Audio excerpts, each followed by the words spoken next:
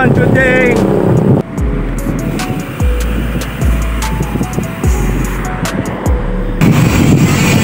Napunta tayo ngayon ng Bonifacio Shrine, sama si Joseph.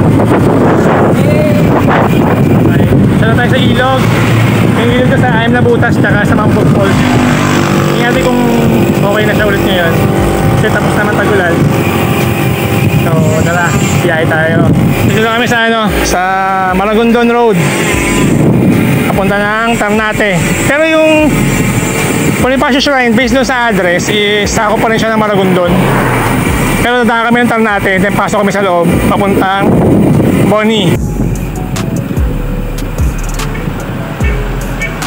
Going Ternate na kami.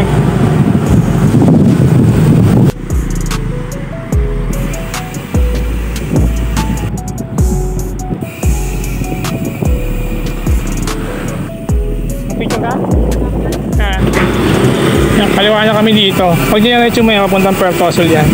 Pero papunta kami ng Bonifacio Shrine, kaya dito kami. Kakaliwa kami dito. So diretso lang naman to bago mag-off-road. Yan, kakanan kami. Papunta. Yun yung babayaran. Advance na sila. Hindi ka na pumano. Bagay, yo.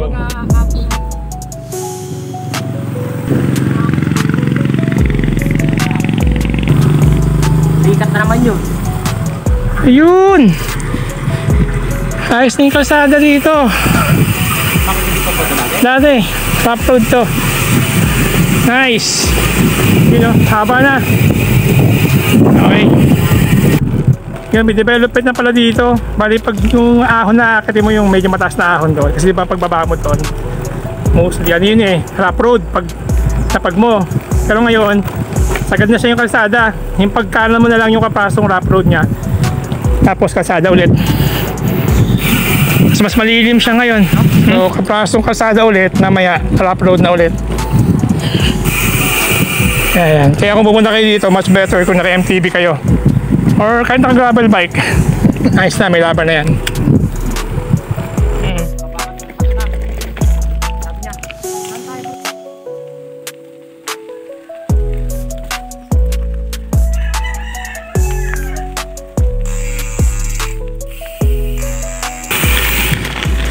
Andiyan tayo, kakaliwa tayo dyan. Pansayin mo, kaya mo ha. Yun, dito na kami sa Ayam na Butas. Yung tawag nila. Bakit 6? Ito, pakita ko. Ayan. Sa ilog yung daan na yun. Para kami bumalik ng Mount Oro. Punta kami dito. Pasok kami ng Bonifacio Shrine. So, ipatuloy na daan ako dito. Manabig yung hangin. Kapag gano'n dito mag-bike.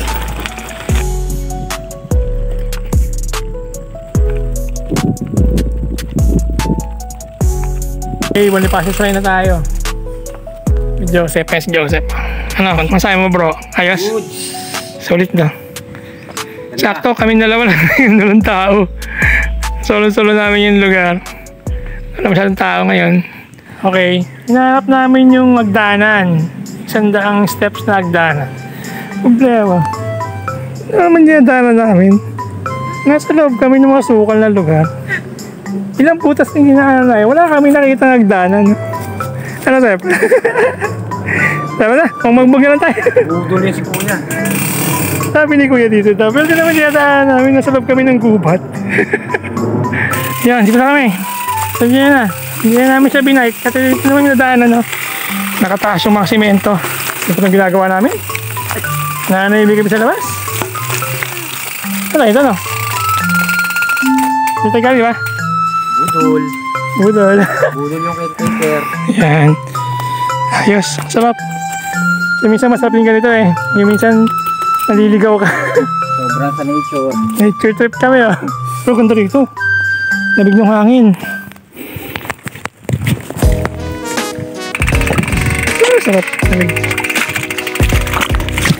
Oh, sarap.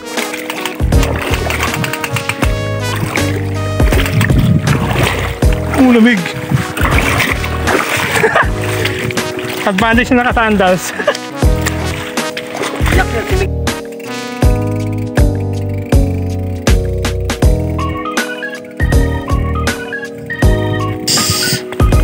Sulit.